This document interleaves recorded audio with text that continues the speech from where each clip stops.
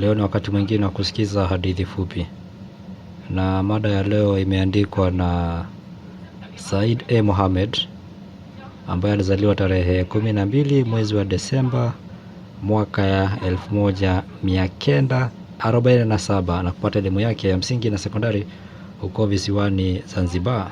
Mada ya leo ya hadithi fupi ni gilasi ya mwisho makaburini. Msoi ana tabia ngeni ya kuona mambo yasionekana na watu wengine. Si kuona kwa maana tunayoijua mimi na wewe, bali ya kuona kwa ncha za malaika. Yaani ncha za nywele yake za mwisho zinazoweza kunasa hisia zinazomjia kutoka nje ya mwili wake. Zituapo juu ya malaika, mara moja hisia huingiza ubongoni ambamo tafsiri hutolewa. Kisha hisia humuotesha ndoto msoi, ndoto ambazo huziota yu macho. Mwisho ni ndoto humpa yeye uwezo wa kutabiri mambo, huku akijua kwamba kwa utabiri wowote ule yatabiriwayo huwa au kutokuwa. Ingawa yeye akitabiri jambo mara mingi huwa.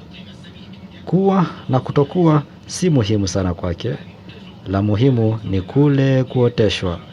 Akishaoteshwa, msoi huamini tu kuwa ndoto yake itakuwa. Kusema msoi hajapata kutazamia ndoto zake kutokuwa, daima hatazamii kinyume cha ndoto anazoota. Hatazamii ndoto kubaki ndoto tu zinazoachana na ukweli. Kwa sababu hiyo basi, yeye hukosa makini akijua kwamba hiyo hofu ya ndoto yake mbaya ingegeuka ukweli. Mwezi mzima umepita baada ya ncha za malaika yake kusimama kama kijiti, baada ya kunasa hisia fulani ya kitisho na wasiwasi. Leo hisia hiyo kali ilikuwa imeumuka haraka kama hamuri lililojazwa hamira. Hisia zikavimba mara moja kupeleka ujumbe kwenye akili yake. Akawa anaota ndoto mchana kutwa na usiku akashindwa kulala. Ndoto zilizomwambia kwamba pahala walipozoea kwenda yeye na marafiki zake kupitisha wikendi si pahala pa wanadamu hai, ni pa wafu. Na wafu wenyewe wakiwa mapumzikoni wamechoka kukerwa, na kwa hivyo siku yoyote ile wangefanya kitu kujihami. Hiyo ilikuwa fikra geni, si kwa marafiki zake tu bali hata kwake yeye mwenyewe. Ndio mahala pale pazuri, panavutia, pana ladha tamu na burudani ali. Pahala faraga, kimya na patulivu. Pahala wanapozuru waungwana kama wao wenye vyao. Si baa mshenzi yapata sote. Hapana zogo, fujo wala uhuni. Pana usalama na utawa wa aina fulani. Pamejitenga mbali na mji. Kusema kweli, pako ukingoni mwa mji, pahala penye upekee wa mvuto wa mazingira. Panavutia mno mpaka yeye mwenyewe hupaita kwa kimombo exotic resort. Pia vyakula vinavyotayarishwa pahala hapo na wapishi bingwa ni vitamu ajabu. Vinywaji vyake ni vya kuburudisha na kupoza joto la wiki mzima, vinywaji vya aina zote unazozijua wewe.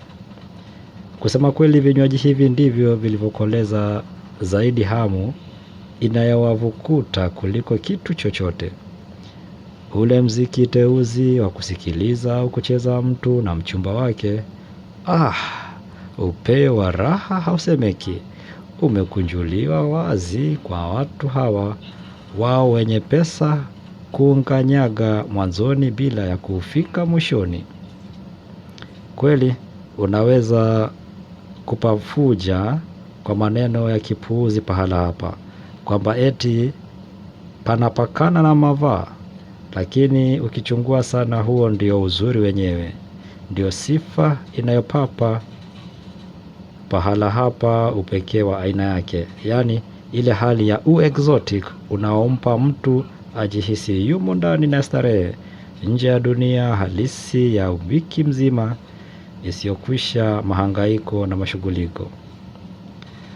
Ukiwa hapo na starehe kama vile uko peponi, bali na adhaa za dunia, ambako kwa tafsiri yoyote ile ni motoni. Isitoshe, sasa ni zaidi ya miaka miwili wamekuwa wakizuru baa hiyo kupitisha wikendi zao bila ya tukio lolote kubwa la kutisha au kuharibu furaha yao. Tokea majuma mawili yaliyopita ameanza kupata hisia mbaya kuhusu pahala hapo. Hata hajui kwa nini, hata hajui imetoka wapi hisia hiyo. Basi tu roho yake mwaguzi inamwambia apambane, apakimbie. Kimezidi nini? Hajui. Hata yeye Msoi mtabiri wa mambo hajui kimezidi nini. Ana wasiwasi ndiyo, lakini hajui wasiwasi huo wa nini. Anaona kuna kitu kinacholizia ndege mbaya, lakini hajui kitu gani, wala hajui ndege huyo ana sura, ana kusudi gani. Semkwa aliyechoka kumpigia simu na kumbembeleza rafiki yake wasiache kwenda kwenye baa yao maarufu Makaburini, aliona simu haitafaa kitu kwa ukaidi wa rafiki yake Msoi. Maana Msoi alikwisha kumweleza Semkwa kwamba yeye sasa ana wasiwasi mkubwa na kwenda pahala hapo. Anatazamia balaa kubwa litakalotokea. Semkwa aliona bora aonane naye uso kwa uso, macho Msoi. Alishuka gari na kuingia nyumbani mwa rafiki yake Msoi, akamkuta katepwereka juu ya sofa. Saa 2:30 sasa, hujajitayarisha tu? Alilaumu Semkwa. Umebaki kulala kochini kama mgonjwa wa malaria, au ndio huendi? Yaani umegoma Imani yako imekutawala vile vile, au sio? Hutaki kuiacha, ijapokuwa unajua kwamba haina haki ya kuketi wala kusimama katika maisha yetu ya kisasa ya sisi vijana, yanaendeshwa kisayansi na yenye kubeba mantiki ya waziwazi. Mavani kweli pahala pa wafu, lakini si mimi wala si wewe tunaamini kwamba wafu wapo ndani ya dunia hii ya urazini, au wanaweza kufufuka na kuonekana wako hai mbele ya macho yetu. Tokea lini iwe hivyo, wakati miaka yote hii sisi sote tulichokuwa tukikiona ni kwamba pale Mavani ni pahala pa watu hai, watu wenye roho zao zinazotuta, watu walio mbali na mauti, kwa sababu wanakwenda pale kustarehea maisha yao ya duniani hai. Tena watu kama sisi tusioamini upuuzi wa maiti, vizu na ushirikina kama huo. Inuka bwana, nenda kajitengeneze ututoke. Utabakije juu ya kochi kama mgonjwa wa homa, na leo ni Jumamosi? Na tena Asha na Josefina wanatugojea huko, wametangulia kwa magari yao. Msoi aliinuka pale kochini kwa moyo mzito na shingo upande, akaenda kukoga na kuvalia. Wakati wote huo ile picha ya baa ya Makaburini ilikuwa machoni mwake, na akili yake ilishika kumtabiria kitu asichokijua, ingawa alijua ni kitu kama jabali lenye mshindo mkuu linapoanguka. Alipokwisha kujitayarisha, alikuwa tayari kutoka, yeye na Semkwa wake. Mlangoni alijikwaa na bakuli lake la maua lilivunjika vipande vipande. Kisha alipokuwa akiteremsha mguu wake wa kushoto ulikosea mizani, akapepesuka na kutaka kuanguka, lakini rafiki yake Semkwa aliwahi kumshika mkono huku akimcheka. Alipokuwa akifunga mlango wa gari, alijibana kidole kidogo, akatoa usia yoi, huku akipepeleka kidole kinywani kukifyonza na kukipoza. Una nini Msoi leo? Ama kweli itikadi na ushirikina vimekudhibiti kweli kweli? Aliendelea kukejeli Semkwa huku akizungumsha ufunguo wa swichi ya gari. Wakawa tayari kung'oa nanga, Msoi na Semkwa wake, kuelekea baa. Jiani bingu ghafla ilikasirika, ikafinga uso wake mweusi, kisha ikapasua mkonyezo uliotoa ufa mwembamba wa moto mwekundu na fedha. Kisha ikafuatia sauti yake kali ya mkemeo. Mbingu ilifanya hivyo mara moja tu, tena bila ya kutitirisha hata tone moja ya chozi. Kwa Msoi hiyo ilikuwa ishara mbaya, lakini hakutaka kusema lolote asije akaambiwa yeye ni mshiriki. Semko aliona radi jambo la kawaida, jambo la kimaumbile tu. Radi ngapi zimepiga tokea dunia kuumbwa? Mimweso mingapi imememeta tokea mbingu kutandazwa na Muumba? Kipi cha ajabu kitachomfanya mtu awe na hofu? Hofu hiyo itoke wapi katika usiku huu mwema uliojaa furaha na utukutu au ujana? Baadaye ukope wa mwezi mchanga ulistawisha uzuri wake wa fedha katikati ya vipuli vilivyokuwa vikipita-pita. Msoi na Semko walifika baa ya makaburini wakati mzuri, wakati mambo ndiyo kwanza yaingia sura. Waliwakuta Asha na Josephine wamekaa pahala pao maalum wanapowekesha kila wekendi. Wamekaa wanatazamana uso kwa uso. Msoi na Semko nao walikaa na kutazamana uso kwa uso. Msoi akiwa akaelekea ikule Mavani na Semko akayapa mgongo Mavaa. Hiki kilikuwa kinyume cha desturi yao, maana Msoi ndiye kwa kawaida anayeyapa Mavaa mgongo. Hilo likampa Asha mchokozi kumcharura Msoi alipokuwa akiketi. Leo Msoi umebadilisha mkao, umeona ukalie kiti kitachokupa mandhari ya Mavaa, kwani ndiko yatakao kuzuka mazingaombwe unayotabiri. La, alijibu Msoi kurejesha uchokozi wa Asha. Nimeamua tu kuanzia leo kuketi hapa, kwani nimegundua kwamba Semko amekuwa akininyima uzuri wa mandhari ya makaburini siku zote hizi. Wote wakacheka, kisha Josephine mnyamavu akadokeza lake. Bwana huyo naye, yaani Msoi, utadhani haishi karne ya 21. Anataka kutuvunjia raha zetu kwa ndoto zake za ajabu ajabu. Kwani unaturabiria nini hasa bwana Ndoto? Mtaona, alijibu Msoi kwa ufupi tu. Anatutishia kaka, anatutisha sisi kama watoto wadogo. Anatutisha kaka, Semko alidhihaki. Wote wakacheka isipokuwa Msoi. Basi hata tucheki kaka, Asha alimwambia Msoi. Mambo hapo baa ya makaburini kama nilivyosema yalikuwa yanaingia sura. Bendi hai ilikuwa bado hata haijagonga. Muziki laini ulikuwa ukitumbuiza chini kwa chini. Ungedhani ukitoka kule makaburini. Watu wengi walikuwa wameshakaa kwenye nafasi zao na wengine wakimiminika mfululizo. Wahudumu walikuwa wameshaanza kuruka hapa na pale kuchukua maagizo ya wateja. Kisha walikwenda kauntani kuchukua vinywaji na kurudi kuviweka juu ya meza wa waagizaji. Tena wakatumbukia jikoni kupeleka maagizo ya vyakula, na baada ya muda fulani wakaonekana kuingia tena huko na kutoka na vyakula ambavyo waliviweka juu ya meza kwa jinsi vilivyoagizwa. Harufu zilikuwa na mchanganyiko, harufu za mafuta mazuri, gali na ya kifahari. Zilikuwa zimekazana kuzikalia juu harufu ya vyakula, vinywaji na mauzo yaliyoota kwenye bustani inayozunguka baa hii na kule Mavani. Msoi alipotazama taa hiyo siku hiyo, zilikuwa na mwako wa huzuni, ingawa zilikuwa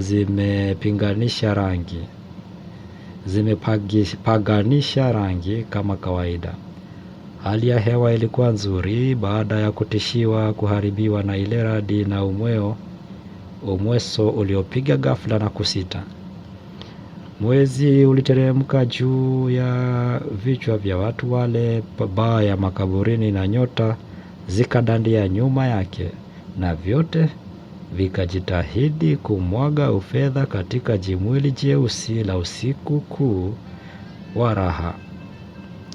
Tazama, Asha huyo ameshakwisha kumtania Msoi. hata mwezi na nyota zimeshuka kidogo kuja kuimarisha furaha yetu leo. Kuja kuimarisha msiba wetu alijibu Msoi bila ya kuonyesha hisia yoyote ya furaha. Bwana huyu ashikilia lake, aliongeza Josefina, kama Azraeli mpaka alitoe roho ya kiumbe. Ndiyo maana mlipokataa kuja baa hii miaka 7 iliyopita, mimi niliwashikilia uzuri na raha zake mpaka mkakubali. Sasa nasisitiza tusije, hamtaki. Bado lakini nasisitiza hatutaki, basi hatuondoki, alisema Asha kwa mizaha yake ile ile. Wote wakacheka, hata Msoi. Kinywaji kilipotua juu ya meza tu, jamaa walinyanyua gilasi zao. Na tunywe kwa rafiki wetu, alisema Semkwa. Na tunywe tujikinge na vizuu na mashetani ya makaburi, alitamka Asha. Wote wakaanguka kicheko kabla ya kunywa. Wote wakapiga mafunda makubwa kuzima kiu chao, isipokuwa Msoi. Alichubua kinywaji chake cha maji ya chumvi, akaitua gilasi juu ya meza na kukisinzilia. Hata maji anayasinzilia. Asha akamuanza tena Msoi. Wewe utakunywa maji kama mtoto mpaka lini? Maji ni kinywaji cha uhai kwa watoto na watu wazima, hasa haya ya chumvi, yanayorejesha zile chumvi zilizopotea miilini mwetu mchana kutwa na kutupa nguvu mpya tena. Kwa kawaida chakula huchelewa kuletwa kidogo, kwa vile hata wapishi wakijitahidi namna gani hawawezi kushindana na maagizo yanayoingia jikoni na wakati unavyojilimbikiza na maagizo hayo. Hatimaye chakula kililetwa kwenye meza hii ya watu, na watu hawa 4 wakawa tayari kula. Wakati huu ule mziki laini ulikwisha fifia, na vikundi cha Msegeju Band kilikwisha anza kudunda. Kwa muda mfupi mziki ukawa juu ya kila kitu. Wenye mguso dhaifu wa mziki ambao ukidundwa tu hawawezi kujizuia walikwisha toka uwanjani. Wimbo ulikuwa Taariba, msichana wa ajabu aliyetoroshwa na mpenziwe kutoka uchawini. Maneno yake yanakuza hisia za wapendanao. Muziki wake unasisimua, utapigwa tena na tena wakati ujao. Wimbo huu uliokuwa kibao mwezi mzima sasa. Chakula kilikuwa ndizi za nazi, pandikizi la changu wa kukaanga pembeni na kuchamburi ubavuni. Ndicho chakula wanachokipenda marafiki hao. Wote walikuwa wanakata vipande vya ndizi na samaki kwa visu na kuvipandisha juu vinywaji mwao kwa nyuma, isipokuwa Msoi ambaye pia alikisinzilia chakula, macho yake kila mara akiyatunga kule mavani.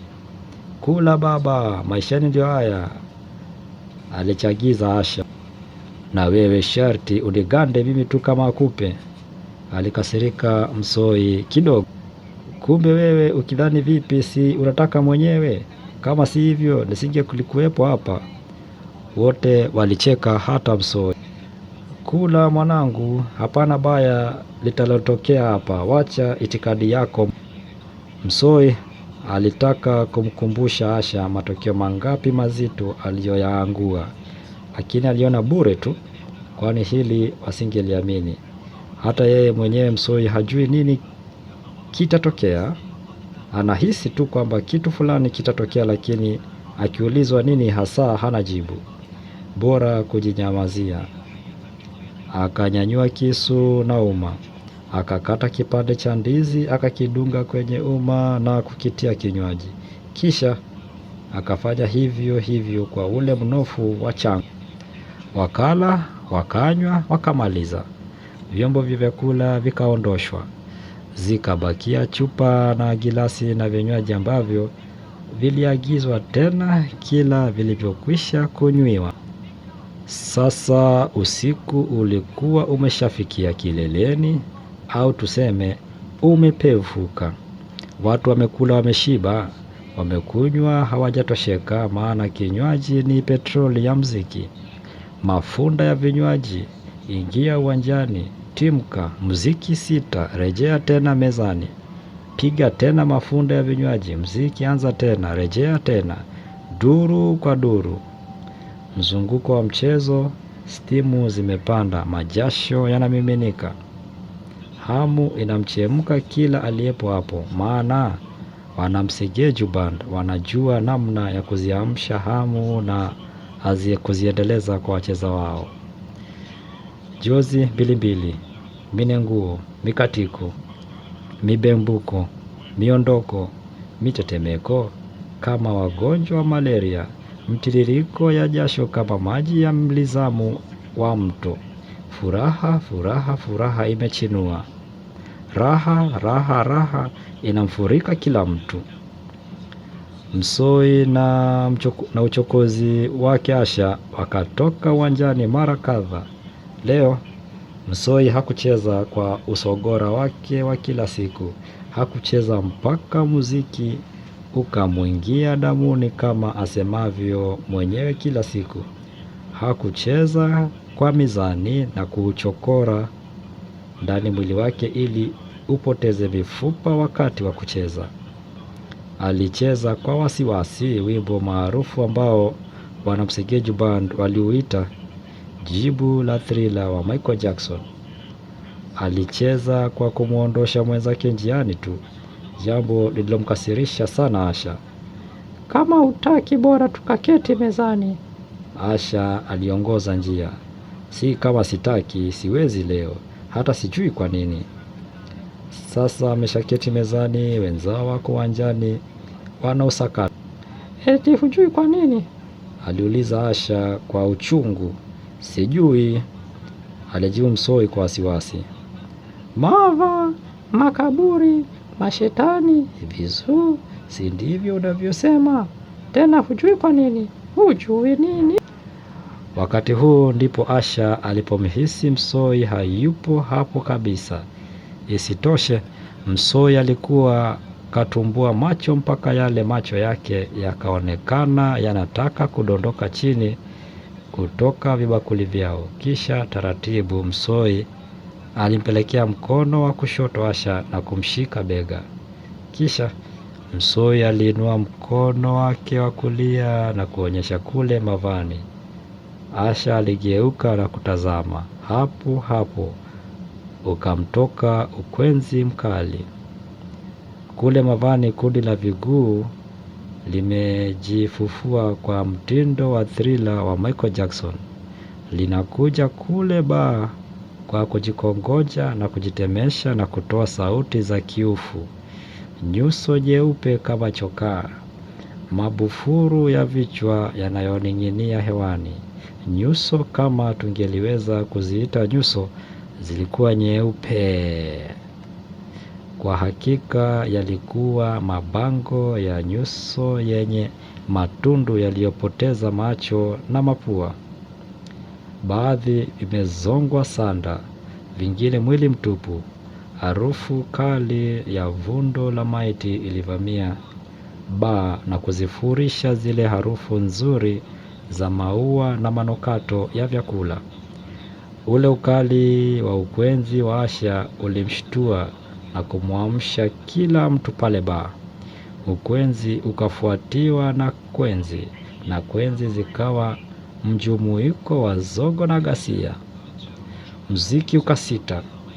Wachezaji wakasukumana na kuangukiana na kukanyagana. Kila mmoja aliwania kukimbia.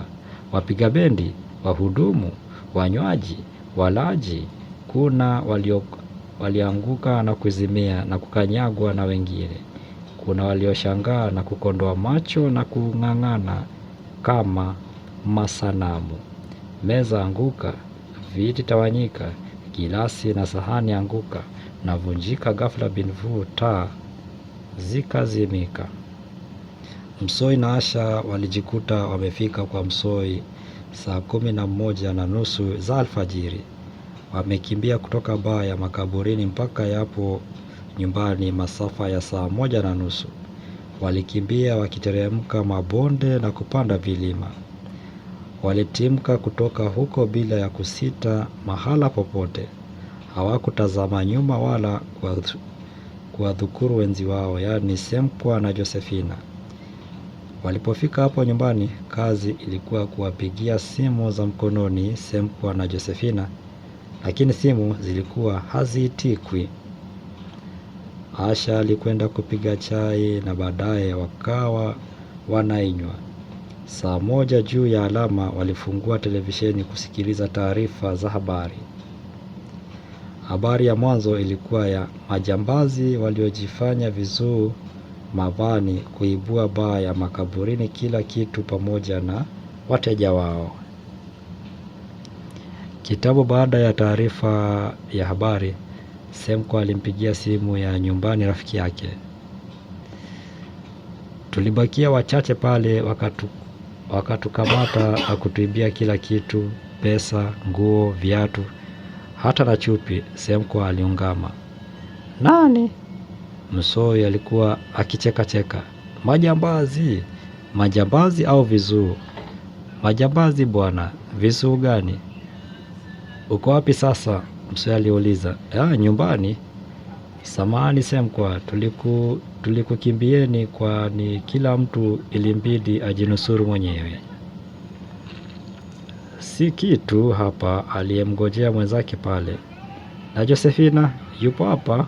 Lo, wale vizuu, alitania Msoi. Sasa zamu yake kutania. Ni majambazi wale, lakini hii haifuti ukweli wa ndoto yako. Ndiyo, mara nyingine mnapaswa kunisikiliza. Ndio mwisho wa hadithi fupi ya leo, ikiwa imeandikwa na Mohamed.